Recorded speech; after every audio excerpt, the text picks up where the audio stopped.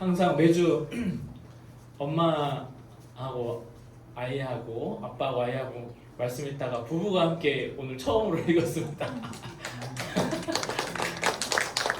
하늘이가 물개박수를 치네요.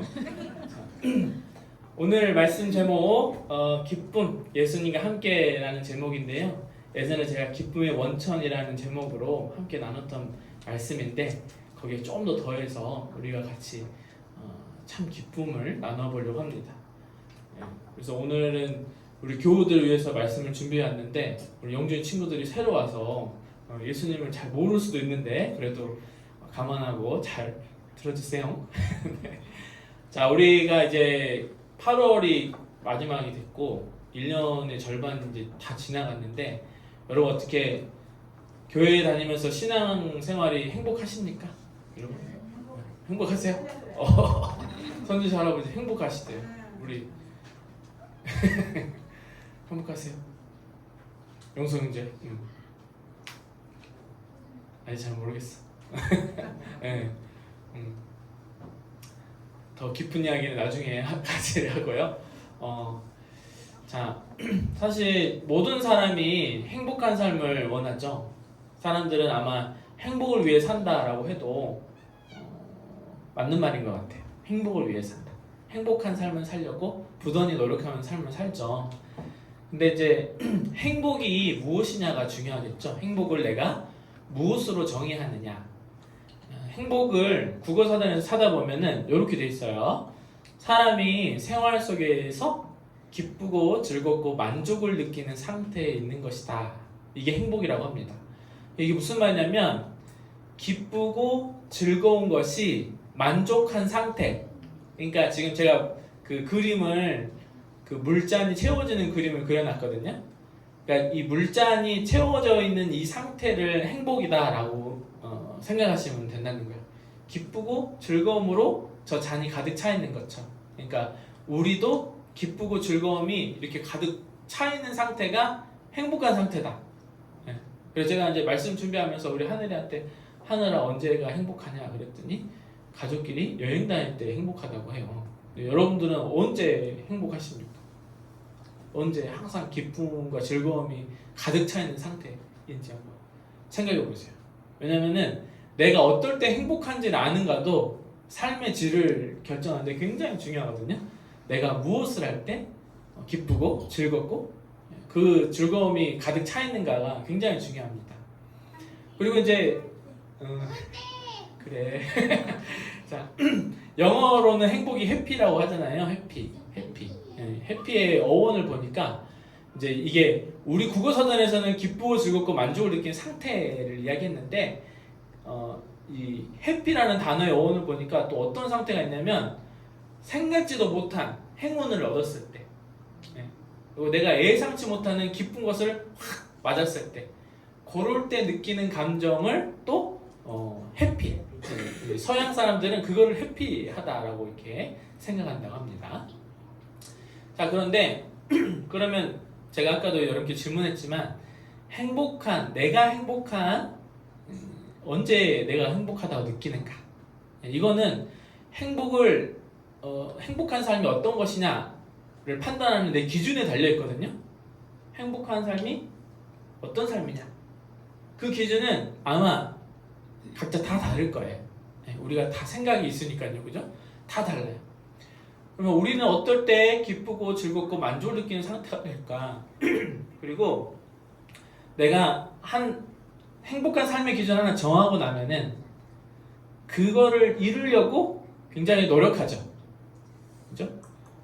그래서 예를 들면은 우리 하늘이가 여행을 가고 싶다. 그럼 하늘이는 노력을 하나도 안 하죠. 네, 제가 돈을 모아서 여행 갈 수 있는 비용을 마련을 해야 되죠. 그죠? 그러면 저는 어떻게 보면은 하늘이의 행복을 위해서 또 하늘이가 행복한 모습을 보면 행복하니까 여행을 가려고 하는 그 돈을 모으는 거죠. 네, 이런 것처럼 뭔가 내가 행복한 삶의 기준이 있으면 그 기준을 달성하려고 부단히 노력을 합니다. 그런데 보통 우리 세상 사람들은 행복하다는 기준이 뭐냐면 내가 하고 싶은 거 마음껏 다 하는 거, 이건 이제 자유라고 생각하거든요. 근데 내가 하고 싶은 거를 마음껏 다 할 수 있는 거를 행복한 거, 자유로운 거라고 생각해요. 그런데 우리가 이 지금 세상을 살면서 마음대로 할 수 있는 게 얼마나 됩니까? 그죠? 마음대로 할 수 있는 게 많지 않아요. 그죠? 저도 이 여름에 우리 목사님 지금 휴가 기간이신데도 지금 교회에 나와 계시는데요. 우리 목사님이 호캉스를 가고 싶어서 제주도 신라 호텔에 호캉스를 가고 싶어도 갈 수 있어요, 없어요? 여러분 솔직하게 이야기하세요. 갈 수 있어요, 없어요? 못 가요. 왜냐면 하루 묵는데 5, 60만 원 하거든요. 하루 묵는데 5, 60만 원 하고 조식 뷔페 가고 거기에 있는 뭐 수영장 가고 이러면은 뭐 그냥 7, 80만 원, 100만 원 하루 사는데 그 정도 들 거예요. 할 수 없어요. 그래서 많은 사람들이 뭘 갖고 싶어요? 그렇죠. 돈을 많이 벌면 내가 하고 싶은 거 다 할 수 있을 거다라고 생각을 해서 그래서 이 세상 사람들이 그렇게 돈을 많이 벌고 싶어요. 돈 하죠, 사실은. 그쵸? 그게 우리가 살고 있는 세상의 이치죠. 그죠? 이건 우리가 인정해야 돼요. 우리가 살고 있는 세상이 그래요. 내가 하고 싶은 거 다 하려면은 돈이 필요한데 어떻게든 돈을 많이 모으면 내가 하고 싶은 만큼 할 수 있겠지 라고 생각해요. 그래서 돈이나 물질로 채워 넣으면 행복해질 수 있다고 생각해요. 그래서 행복해지고 싶은 사람들이 토요일마다 뭘 기다려요? 로또가 로또 당첨 시간을 기다립니다. 일주일 동안 월요일부터 로또 딱 사가지고 일주일 동안 행복한 생각을 하는 거지. 내가 1등 하면은 뭘 할까 하면서 생각을 하다가 토요일날 당첨 딱 되는데 이제 꽝 되면은 아쉽다. 그러나 월요일날 또 사지. 또 사고 일주일 동안 또 일주일 동안 또 즐거운 상상을 하면서 그죠? 네. 이렇게 살아가는 거야. 자, 근데 이제 우리 교회 이야기를 해봅시다. 여러분도 행복한 삶을 원하시잖아요, 그죠?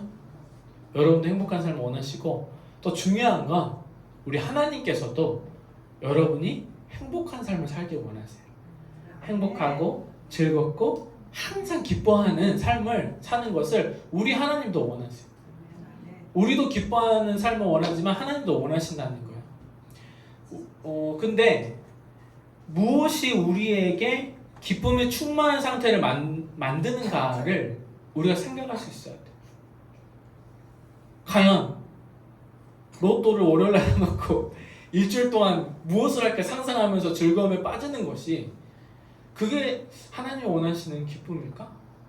또 한번 생각해 봐야 돼요. 그죠? 네. 자, 그래서 오늘 우리 같이 한번 생각해 보자고요. 세상 사람들이 말하는 행복의 조건들이 있잖아요. 아주 상식적인 거 뭐 있어요?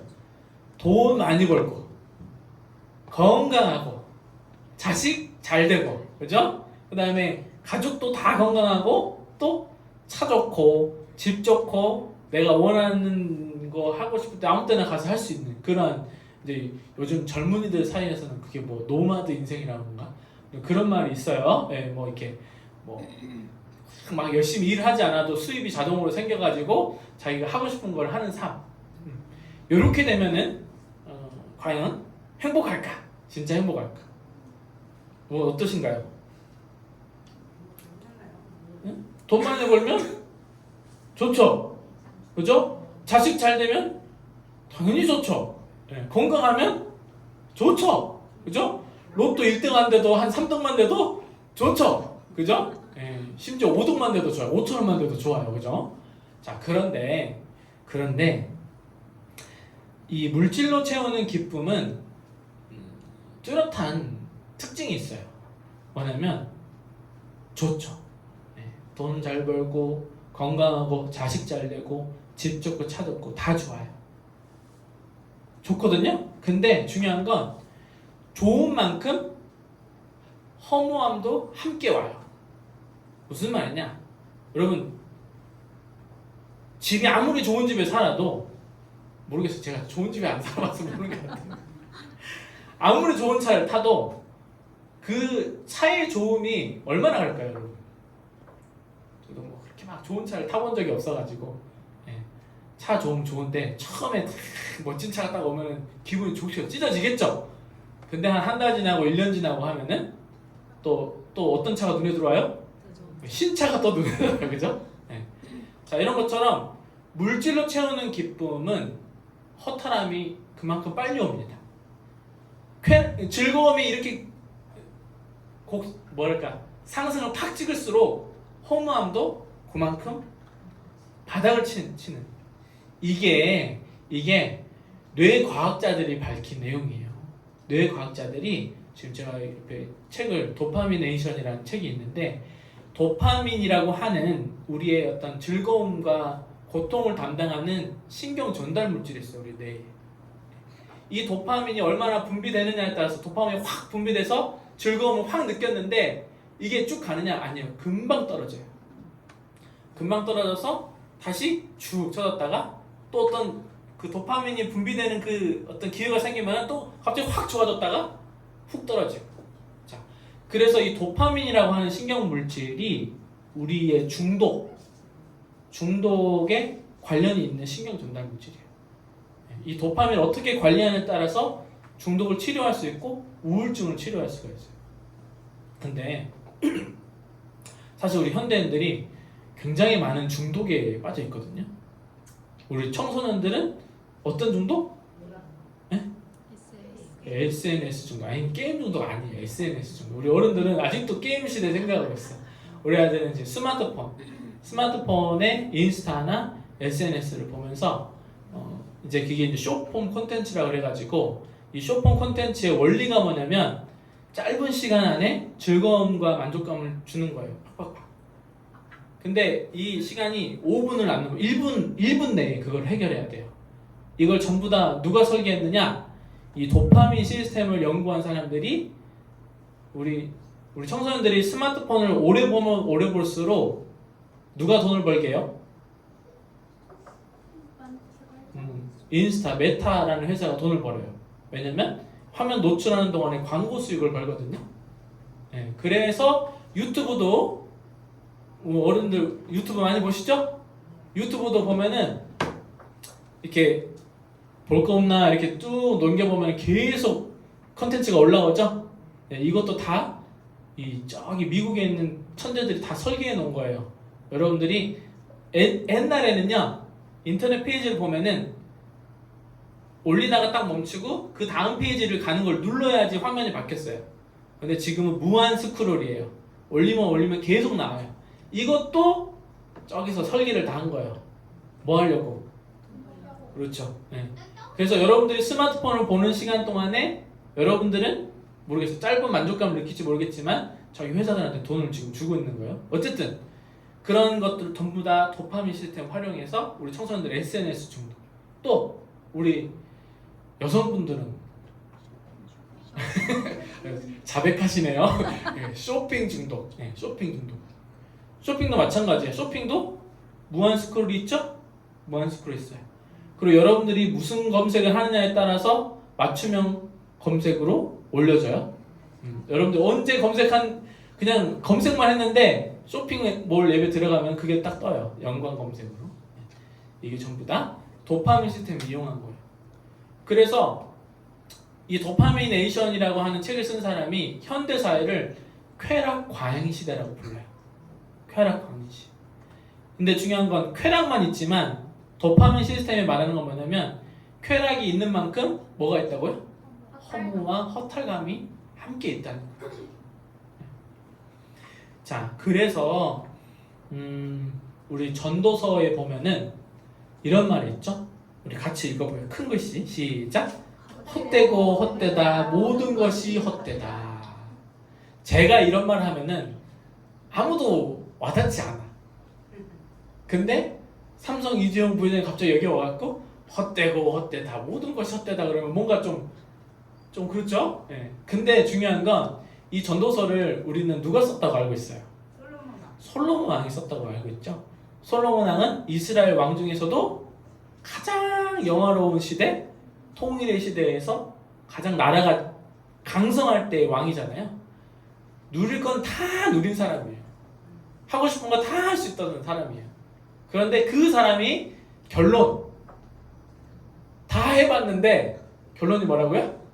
헛되고 헛되다. 모든 것이 헛되다라고 합니다. 자, 이 말은 세상 그 어떤 즐거움도 반드시 먼지처럼 사라지고 만다는 거예요. 세상의 어떤 즐거움. 그리고 즐거움이 크면 클수록 뭐가 더 심해요? 허탈감이 더 심해요. 그래서 아까 제가 자식이 잘 되면 좋다 했잖아요. 이제 좀 목사님께서 이 말을 하기 좀 그런데 자식을 너무 의지하면 안 돼요. 아니 진짜 무슨 말이냐면 자식한테 너무 기대하고 자식이 잘 됐다고 너무 기뻐하면 나중에 혹시라도 자식이 뒤통수를 치거나 또는 자식이 서운하게 하면은 그만큼 뭐가 더 커요? 허탈감이 더 큰 거예요. 자식 새끼 키워봤자 하나도 소용없더라. 서운함이 더 크고 또 빈둥지 증후군이라 그래서 자식을 너무너무 아끼다가도 자식이 이제 나중에 성인이 돼갖고 밖에 나가면 뭐가 커져요? 허탈감이 커지는 거예요. 이게 세상의 이치예요. 세상의 즐거움으로는 항상 이렇게 채워질 수가 없어요. 채우면 비워지고 채우면 비워지고 마치 밑 빠진 독에 물 붓는 것 같아요. 네. 자, 그래서 예수님도 이렇게 말씀하시잖아요. 마태복음 6장 29절. 같이 읽어봅시다. 시작. 그러나 내가 너희에게 말한다. 온갖 영화로 차려입은 솔로몬도 이 꽃 하나와 같이 잘 입지는 못하였다. 이 말씀이 바로 그 말씀입니다. 자, 그러면 오늘 말씀 제목이 기쁨, 예수님과 함께인데요. 예수님과 함께하는 기쁨. 우리 교회에 다니는 사람들이 말하는 기쁨은요, 세상 사람들이 말하는 기쁨과 행복하고는 좀 달라요. 뭐가 다르냐? 그게 제일 잘 나오는 성경 말씀이 어디냐면 요한복음 4장에 누구? 사마리아 여인과의 대화예요. 예수님이 지금 그 떼약볕에 사람들 눈 피해가지고 사마리아인이 물을 뜨러 오잖아요.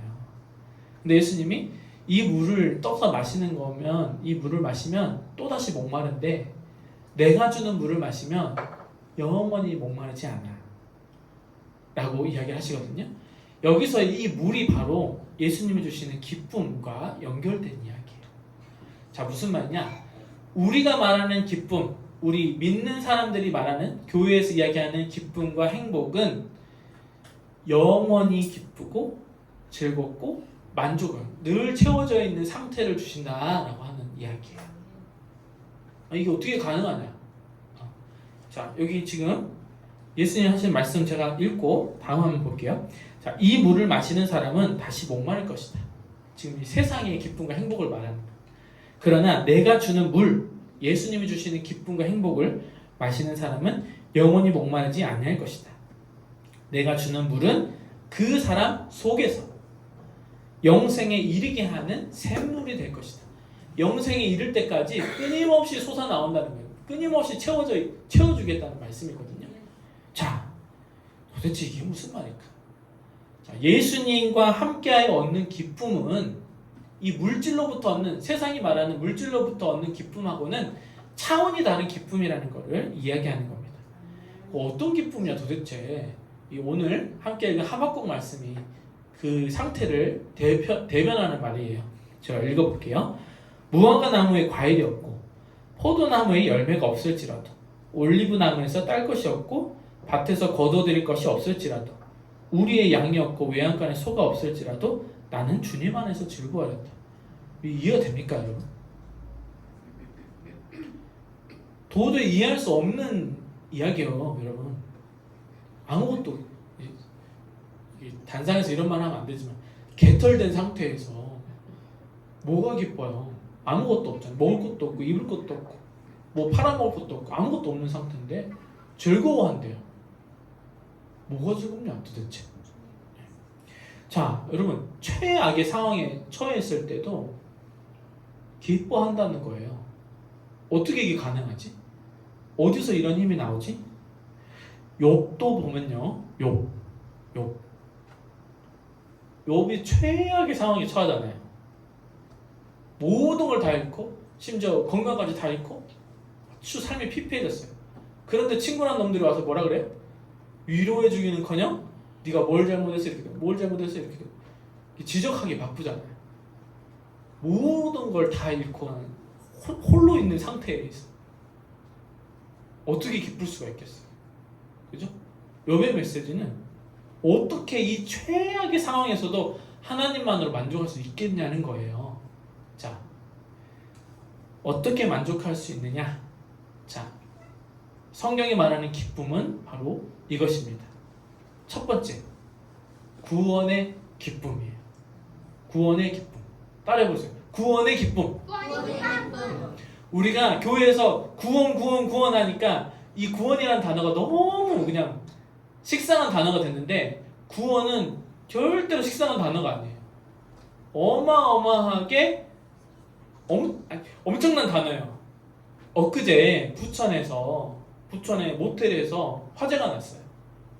사람들이 죽고, 어떤 사람들은 너무 뜨거워서 연기 피해서 밑에 에어매트가 있길래 뛰어내렸는데도 에어매트가 뒤집어지면서 두 사람이 죽었어요.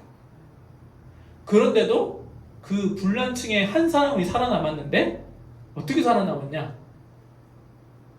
불이 나서 연기가 가득 차니까 빨리 엄마한테 먼저 전화한 다음에 그 다음에 이제 119 구급대 전화를 했더니 화장실에 들어가서 물을 뚫어놓고 이 수증기로 또 수건으로 물 적셔가지고 문틈을 다 막아놓은 상태에서 물을 계속 틀어놓으라고 했대요.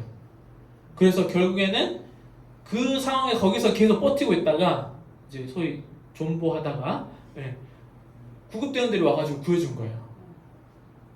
그 사람 살았어요. 그게 구원이에요. 완전히 죽을 수밖에 없는 상황인데 그거를 구해준 거예요. 그 사람이 얼마나 기쁘겠어요. 그죠? 그게 구원이에요. 우리 교회에서 구원 하니까 구원이 그냥 무슨 그 오토바이 부항부항처럼 그렇게 생각하는데, 구원은 그게 아니에요. 진짜 죽을 상황에서 건져내신 거예요. 누가? 예수님이 건져내신 거예요. 그래서 하박국 이 저자가 아무것도 없어, 개털된 상태인데도 기쁠 수 있는 것은 누가 구원하십니까? 하나님이 구원하십니다. 내가 이렇게 처참한 상황인데도 하나님은 반드시 나를 구원하신다. 하나님은 반드시 나를 회복시키신다. 나를 다시 일으키신다. 라고 하는 믿음 때문에 즐거워하는, 고난 중에서도 즐거워할 수 있는 힘이 여기서 끌어올라오는 거예요. 좌절하지 않고 고난을 딛고 일어서는 거죠. 그것이 구원의 기쁨입니다. 욥도 마찬가지. 욥이 깨닫잖아요. 주님이 어떤 분이시라는 거, 내가 구원하시는 분이시라는 거를 귀로만 들어서 알았습니다. 그런데 이제 주님을 뵈니 알겠습니다. 내 이렇게 처참한 상황인데도 하나님이 구원하시는 분. 마지막에 깨닫는 거예요. 구원하시잖아요, 실제로. 이 고백 이후에 욥의 삶이 바뀌죠. 하나님이 회복시키시고 구원하십니다. 자, 우리가 이 구원의 기쁨이 얼마나 감사한 일인 줄을 알아야 돼요. 제가 왜 처음에 여러분들 신앙생활이 행복하시냐고 물어봤잖아요. 만약에 우리가 교회 생활을 하면서 행복하지 않다, 여전히 힘들다 라고 하면 아직 내가 이 구원의 기쁨을 제대로 못 느낀 거예요. 여러분 지금 신앙생활 한 지 몇 년 되셨어요? 연수가 더해지면 더해질수록 원래 사람은 즐거움이 있잖아요. 길지 않아요. 우리 연애할 때 그러잖아요. 뭐 씌었다고 눈에? 콩깍지 씌었다고 그러잖아요. 아무리 좋아도 연애 감정은 아무리 걔도 1년은 안 가는 것 같아요. 그다음부터 이제 정으로 사는 거죠. 이제 친구다 부르고. 그러고 살잖아요. 아무리 사랑이라고 해도 그게 길지 않다고요. 하지만 여러분 신앙생활 지금 몇십 년 하신 분들 여기 다 계시잖아요. 왜 그렇게 하세요? 신앙생활의 원천이 뭐죠? 구원의 기쁨. 예수님 만나고 내가 구원을 얻었다고 하는 이 기쁨 때문에 38도가 되는 이 무더위 속에서도 어디 나와요? 교회에 와요. 세상 사람들이 이해 못하죠. 지금 다 이 주말에 토요일날 주 5일째 돼가지고 다 놀러가는 이 시대에 왜 교회 가갖고 세상 사람은 다 그렇게 생각해요. 근데 여러분 교회 오시잖아요. 왜 오세요? 구원의 기쁨 때문에. 자, 이 구원의 기쁨이 하나 더 우리에게 기쁜 건 뭐냐면 어떤 자격이나 이런 거 없이 오직 무엇으로만? 믿음으로만. 돈으로도 안 되고 뭣도 안 되고 아무것도 아무 조건 없이 그냥 오직 믿음으로만 우리를 구원하셨다는 거. 이 구원의 기쁨. 그래서 우리가 이 시간에 한번 돌아봤으면 좋겠어요. 우리의 태도를 돌아봤으면 좋겠어요. 신앙하는 태도. 우리의 기쁨이 어디서 오느냐? 구원의 감격에서 온다. 그리고 내가 처음에는 죽을 수밖에 없던 나를 하나님의 자녀로 삼아주신 이 구원의 기쁨이 처음 시작한 기쁨이었지만 또 다른 기쁨의 원천은 또 뭐냐면 내가 어떤 상황에 있든 어떤 최악의 상황에 처해도 반드시 하나님은 나를 구원하시는 분이시다. 그 구원하시는 하나님이 나와 함께 하신다. 라고 하는 것이 우리의 기쁨의 원천이 되는 거예요. 이걸 꼭 기억하셔야 돼요.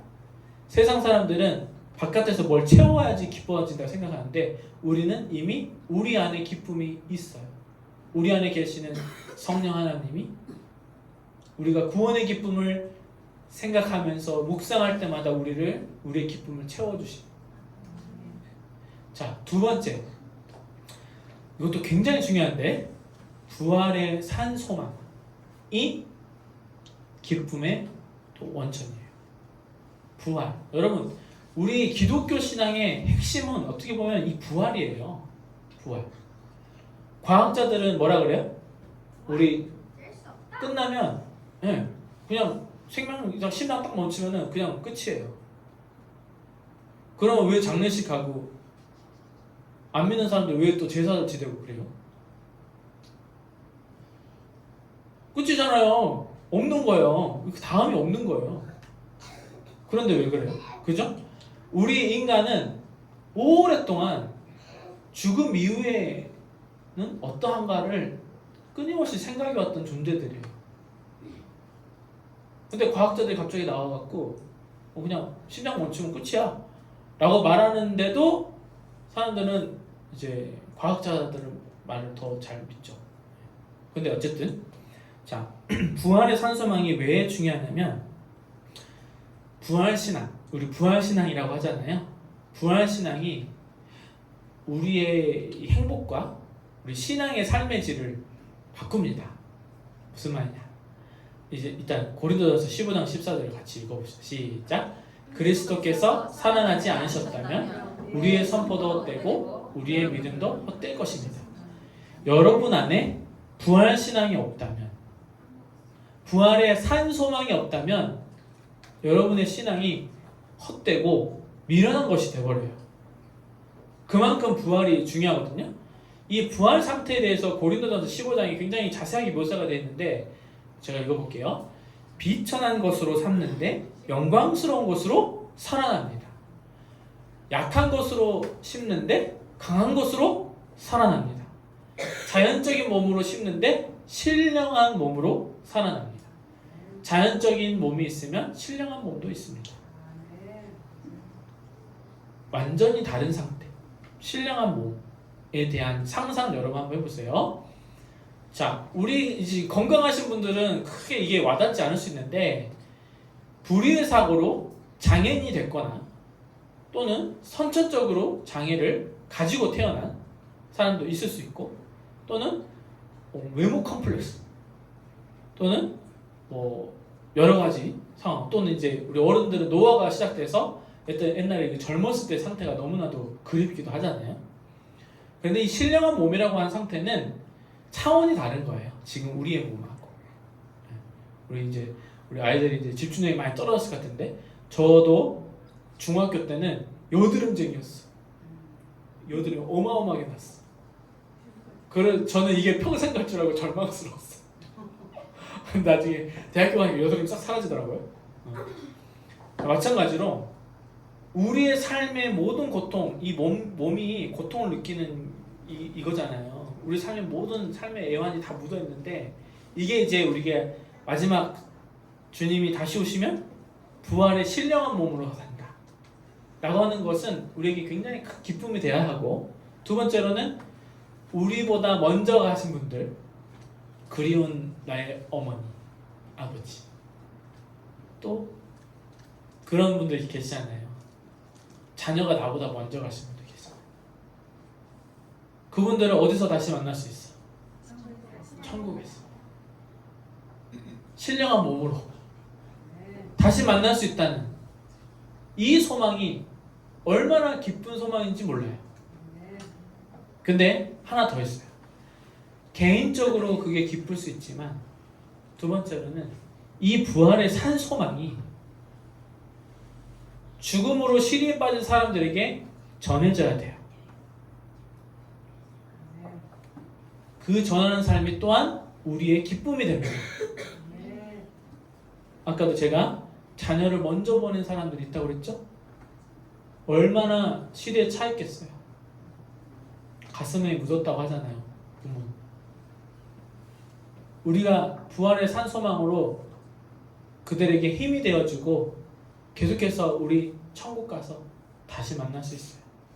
신령한 몸, 온전하고 아주 빛나는 영광스러운 몸으로 우리 다시 만날 거예요 라고 하는 소망을 전하는 삶, 이것이 또한 우리의 기쁨이 되는 거예요. 그래서 마지막입니다.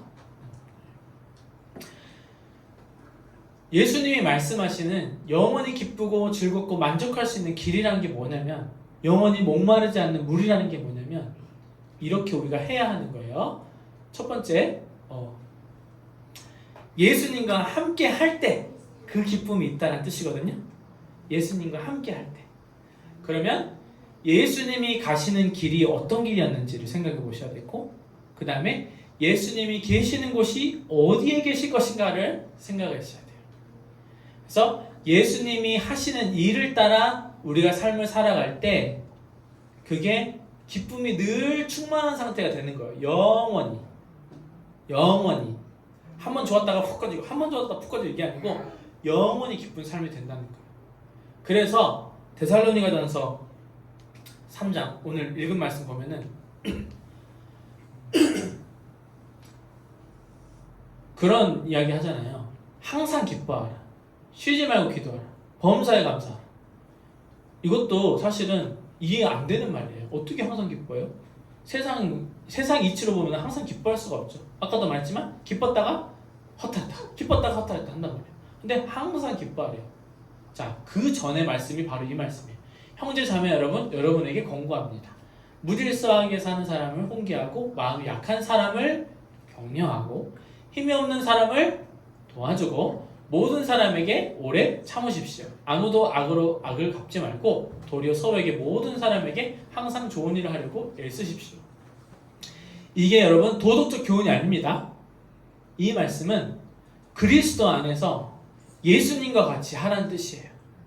예수님 뭐 하셨어요? 예수님 뭐 하셨죠? 무질서하게 사는 사람들에게 하나님의 말씀을 가르치시고 연약한 사람들, 귀신 들린 사람들, 병마에 시달리는 사람들 찾아가서 고쳐주시고 그들에게 힘을 주시고 연약한 사람 격려하시고, 그죠? 예수님의 사역이잖아요. 항상 기뻐할 수 있는 거는 뭐냐면 예수님이 하시는 일을 하라는 거예요. 그러면 자, 예수님이 가시는 길을 가자. 어떤 길을 가느냐? 성교하는 삶을 살자. 성교하는 삶이란 구원하고 구제하는 삶을 살자. 나만 좋자고 살지 말고 구원하고 구제하는 삶을 살자. 두 번째, 예수님이 계시는 곳이 어디냐를 민감하게 볼 수 있어야 돼요. 병든 사람, 약한 사람, 고통당한 사람 가운데 계시는 예수님을 우리가 볼 수 있어야 돼요. 그러려면 우리가 뭘 해야 되느냐? 타인의 즐거움과 고통에 민감하게 반응할 수 있어야 돼요.